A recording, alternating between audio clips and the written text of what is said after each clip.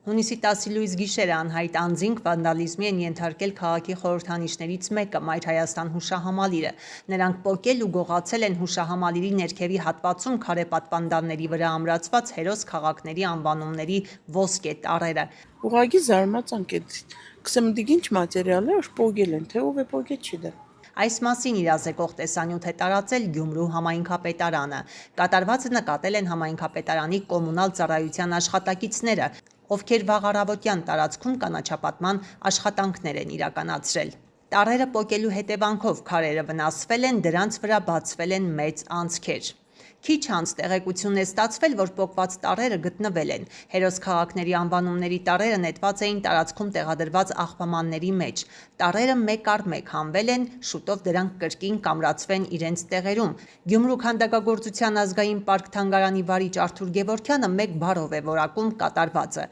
վանդալիզմ։ Հարգանքի բացակայություն է մեր նախնիների այն մարդկանց հանդեպ, ովքեր կռվել են այդ քաղաքներում, շքանշաններ են ստացել, հերոսացել են եւ սերունդներ են դաստիարակել։ Ինչն է շատ առանձնահատուկ,